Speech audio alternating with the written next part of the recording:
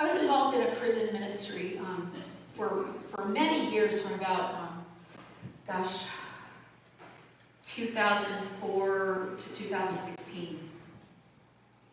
And then when I took on full-time ministry, it was a little too much for me to keep doing.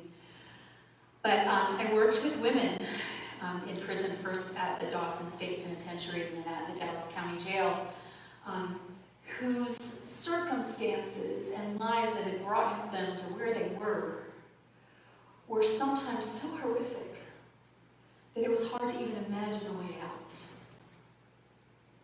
And it used to take a lot of energy for me to do this. I would go, as a class they were divided into, there could only be a certain number of women at a time. And so I would go usually on a Monday and spend 3 or 4 hours, and then on a Thursday and spend 3 or 4 hours. So I had a couple of days between, basically doing the same class with both groups of women. And the woman that I was working with a lot of the time, who had started the program, I just broke down crying in her car one day, and I said, "What? You know, I leave here and I think, oh, I sang them some songs and I taught them some games and we did some self-esteem activities, and how on earth am I going to be able to help them?" And she said, "We're not here to fix them. We're here to plant seeds. And then it's God's business when, whether, how they grow and bloom. Ours is to plant the seed. And part of human nature is that we really, really, really, really, really want the outcome to be just what we want it to be. That's the thing about human beings. We want everything to be just like we want it to be. And so this week we were talking about the 4 yogas. Last week we did Raja and Jnana, the yoga of meditation and of mind, of exploring the depths of who we are from the inside. Karma yoga, the third type of yoga, and remember that yoga simply means unity. So the third method to reach unity is a very active method. For those of you who can't sit still, this is a great one. Karma yoga means doing good deeds and releasing the outcomes. Ooh, first part, not so hard. Second part, kind of hard for us to do. What we do is we do whatever we do, we can learn to do it in love and for God, for love, if that's the language you prefer, and then let it go. That is a life lived from the inside out rather from the outside in. That is us knowing when we go forth what it is we're giving rather than looking around to see what's being received. It's not the easiest way to live, but it kind of is, because it's such a relief not to have to keep taking poll after poll after poll. Checking in with everybody. Am I still doing okay? Am I doing okay? Am I doing okay? Oh, that must have not have been good because it didn't turn out the way I wanted it to. Is that the only measure of whether an activity was good? It certainly is not. There's no such thing as a good deed wasted. There's no such thing. So karma is about action and the result of action, what we experience as karma, right? We've heard that term. It's used a lot in pop religion, pop psychology, and it's sort of simplified into tit for tat. You did this, you do a bad thing, bad comes back to you. You do a good thing, good comes back to you. It's much more subtle and complicated than that. And in the Hindu religion, of course, it happens over lifetime after lifetime. So you may not see the results of your karma in this lifetime. You may have to wait till the next lifetime to get them, whether they're good or bad. But karma is the idea that everything we do has a consequence. Everything we do has a consequence. And so the idea is to stop making karma, either good or bad, in karma yoga. It is to simply be in love and not even pay attention to the rest. Can you imagine if you didn't go around with your little scorebook or your report card going, that worked, that didn't work, that worked, that didn't work, I like him, I don't like her, never going to do that again. I mean, I kind of can't imagine it. I can imagine it, but it's not the way I live full time, I can tell you that for absolute certain. But in the Bhagavad Gita, it says, whatever your action, food or worship, whatever your gift that you give to another, whatever you vow to the work of spirit, lay these offerings before me. What that means is whatever you're doing is not for the person you think you're doing it for. Make it an offering to God. Make it an offering to the God of your being. And then it won't matter what the results are. The Bhagavad Gita says that. Here's what Jesus said, kind of the same thing. For I was hungry and you gave me something to eat.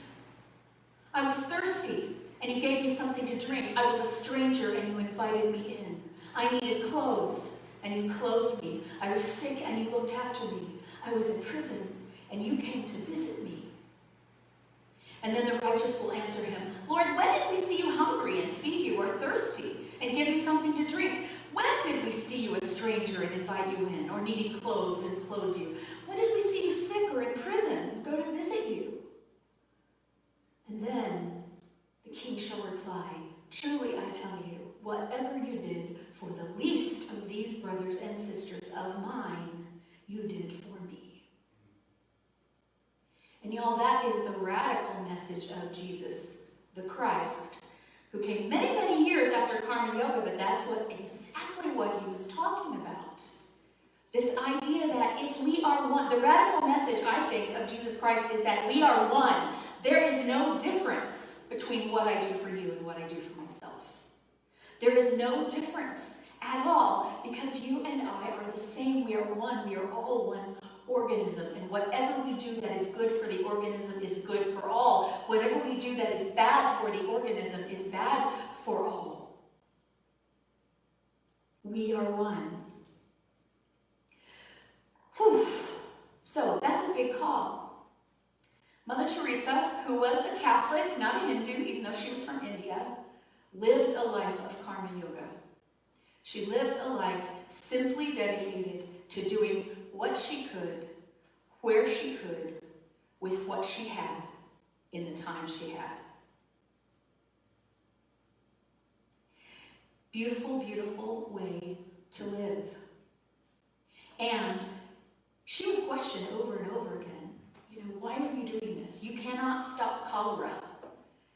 And she says, her response was often, but I can help this person die in dignity.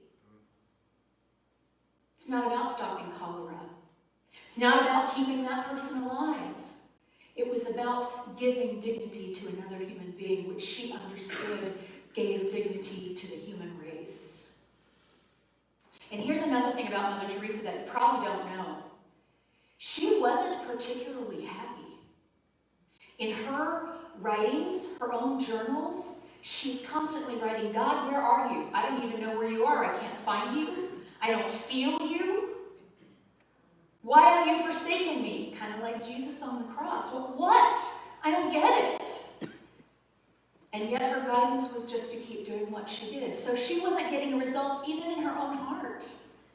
Even if we do a good deed in secret, we still get to go, look at me, look what I did. Right? But what if you do a good deed in secret and even that doesn't feel good? You just have to do it because you know it's yours to do. And so the big question here is ask what is yours to do and then do it. And then do it and practice the release of expectations with anything that you do. So here's what I say that is practical for us today, or that made sense to me when I was putting together this sermon anyway, is that not all of us are going to go to Calcutta and try to help people with cholera die with dignity. But we all do have a purpose here, or we wouldn't be here. It is ours to investigate what that person is and to do it to the best of our ability. So our practice is to do that and then release the outcome. Don't judge your life based on the results of your life. Judge your life based upon the actions of your life. And thoughts are actions. Just sitting and doing nothing is an action. Doing nothing can create karma. If you do nothing when Something in you knows you should do something. Only you know that, though. And so a simple way to start this in practice is if you know what's yours to do, then you are truly blessed. Keep doing it and keep asking yourself the question, is this still mine to do? And it's not just one thing, y'all. It's a lot of things. I promise you, it's a lot of things. And you can follow your gifts and you'll know a lot about what those things are. What am I good at? What am I called to? What makes me lose myself? What, when I'm so involved in it, makes me forget the time and where I am and whatever else is going on? Those are good clues to what is yours to do. But sometimes it's yours to do and it's not that easy. I have found, but the practice is whatever it is you are already doing, do it with love. So if I'm unloading the dishwasher, I can unload the dishwasher as a gift of love to the universe, to my family, to put clean dishes in the cabinet. Or I can unload the dishwasher complaining. I can unload the dishwasher noticing all the things that weren't rinsed beforehand and have stuff stuck to them, so now I have to soak them in the sink so I can put them in the dishwasher again. Even though I've clearly said many, many, many times, soak this before you put it in the dishwasher because the dishwasher won't take that off. See where I'm going with this? Karma in one direction or karma, woo, way off in the other direction. Or I can unload the dishwasher and say, you better appreciate that I unloaded this dishwasher. Somebody better say thank you. If we can live without the thanks, if we can live without the judgment, and say, I'm unloading the dishwasher because right now it seems to me that unloading the dishwasher is mine to do. And let go of any other expectation about that. That's a good way to practice, because tell you what, you're always doing something. You know, walk the dog with love and no expectation. Go to work in the morning with love and no expectation. And we are programmed to receive expectation. It's what we love. We at least need credit. I mean, and it's unconscious. You know, we go to our jobs because hopefully there's something we're good at and we love to do, but we do expect pay, and we expect some respect, and we expect a promotion every now and then. We sometimes don't get all of those things, but that can either be a clue that it's not the right job, or it can be something that you say, nope, my guidance is this is still my right job, so I need to do it because it's mine to do, not because I'm trying to make someone else notice what it is that I'm doing. We dress for other people. We make our, why is your yard beautiful? Is it for you to enjoy, or is it to be the most beautiful yard in the neighborhood? I mean, I don't know the answer to that question, but what if you just work the soil and whatever grows, grows? You plant the seeds, you do the work, and then you leave it up to God. What would that be like? We are programmed to need appreciation. We're programmed in school. We get grades. I know I, in school, wanted the grade. I didn't care if I learned anything. What I learned was the teacher. I learned what it was he or she wanted from me so that I could give it to them, and I was good at it. I was good at it, and I got A's. Some classes I learned a lot. Some I barely learned anything, except I learned the personality of the teacher and what they expected. What karma was I sending out? To learn for the sake of learning, for the sake of when I know something, all of humanity is a little more learned.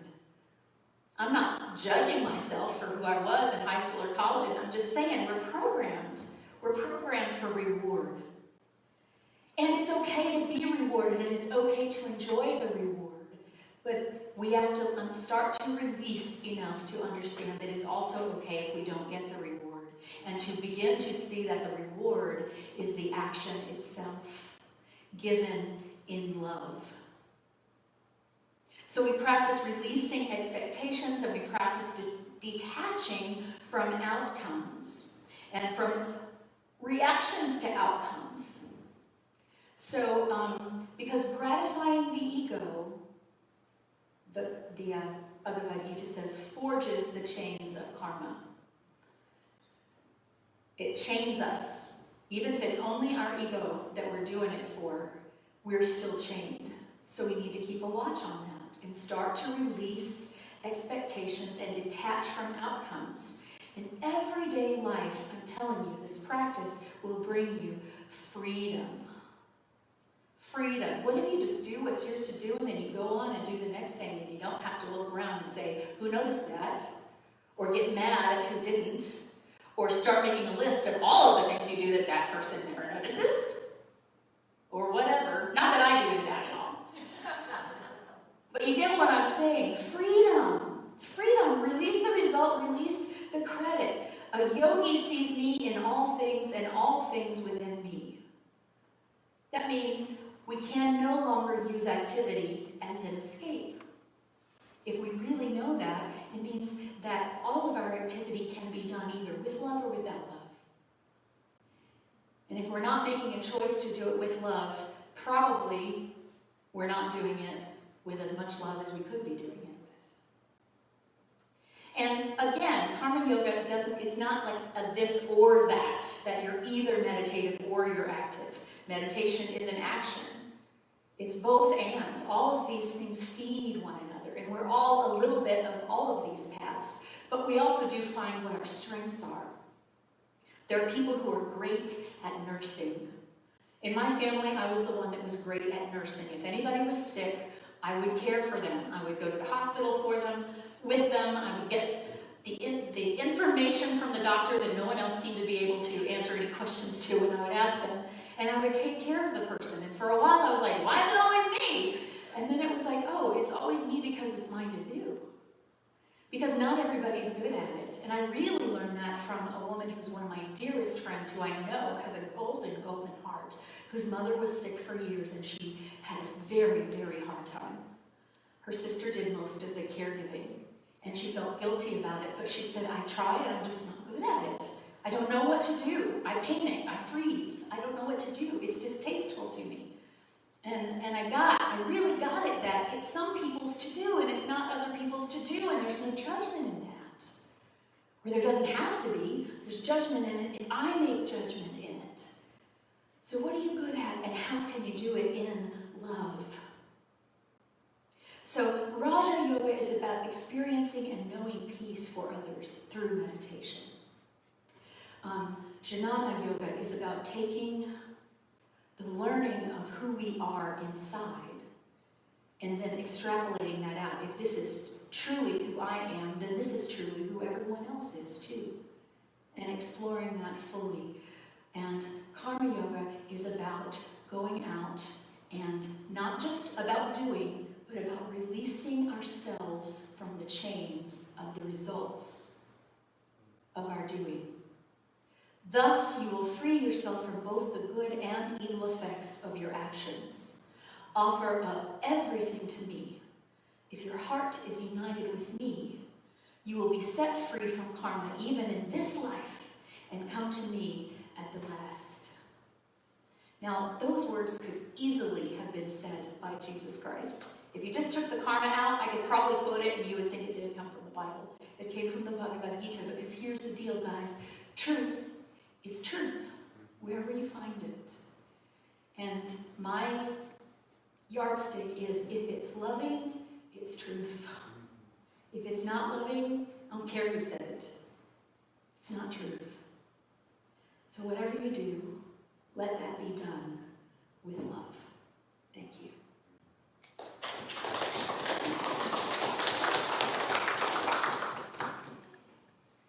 So let's just take that into meditation for a while. First of all, let's find that calm space within our bodies. Just breathe and notice yourself breathing.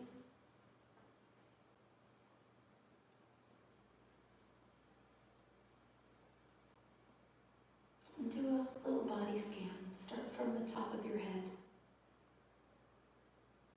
If anything hurts or is tight, give it some attention.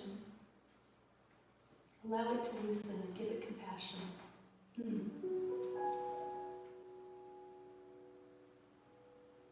Neck, I'm sorry you hurt. I care.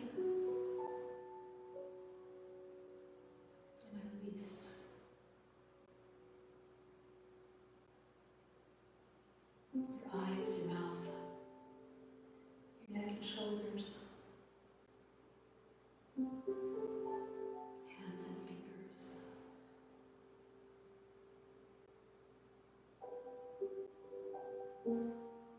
Allow your belly to relax. Whatever anxiety is held there, you're welcome to pick it back up after this meditation. But for now, set it free.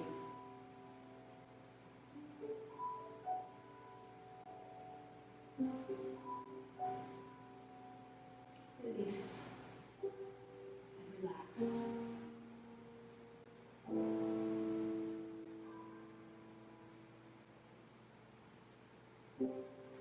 And as you continue to breathe, focus on your heart center.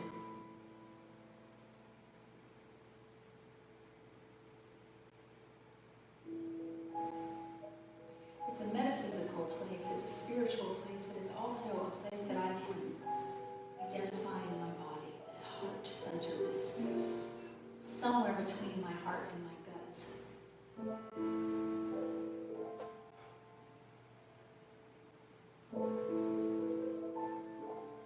Imagine that a flame burns there, always and forever. Nothing can ever put it out.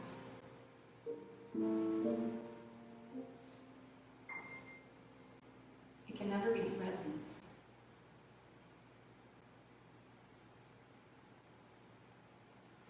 But it can remain somewhat hidden in this life.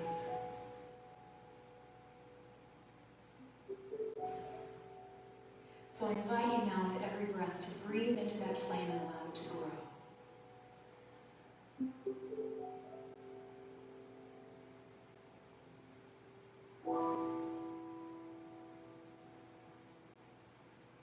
Allow it to keep on growing until you feel your body filled with light.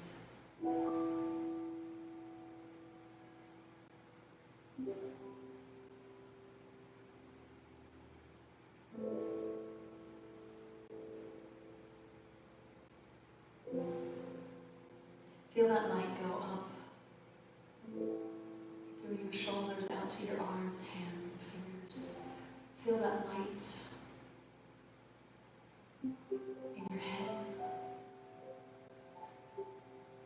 Feel that light as it goes downward also into your sitting bones and your legs and your feet.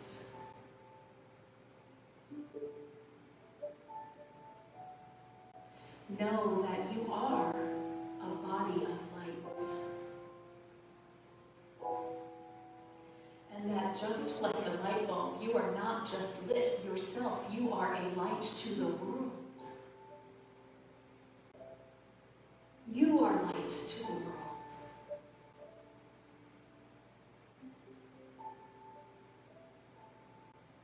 Jesus Christ said that. You are light to the world. Shine.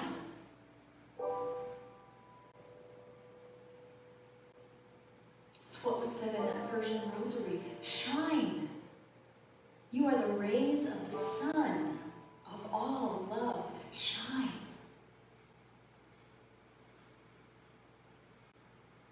And as you shine, imagine that it was not your choice what you shine on. That you're just this shining, shining light, and wherever those rays happen to fall, gets lit up. Because that's who you are.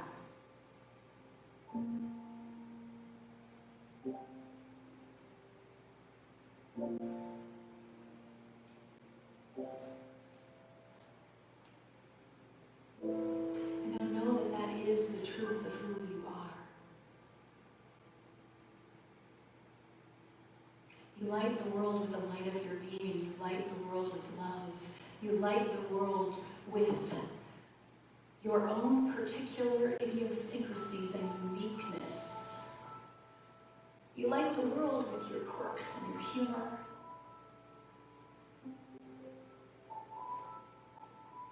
You even lighten the grief of the world with your own grief by choosing to be present to it.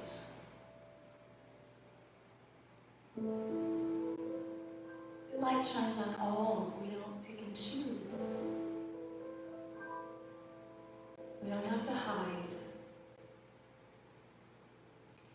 We don't, and we can't store it up to be shown later. We can only shine in the now, in this moment.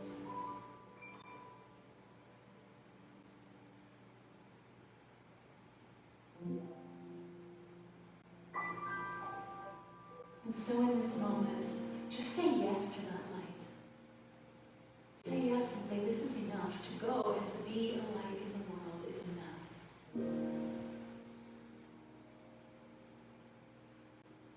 If rewards come, I will enjoy them, but it is mine to shine the light. Can that be reward enough?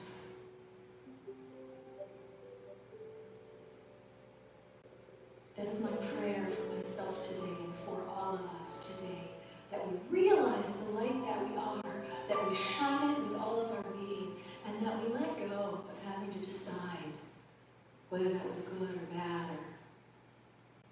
or who we were to shine on or who we weren't, or what was to be lit and what was not. Just shine. Just shine. And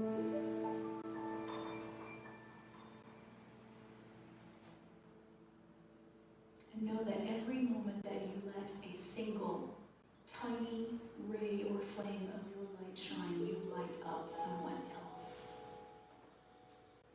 so that they can burn brighter.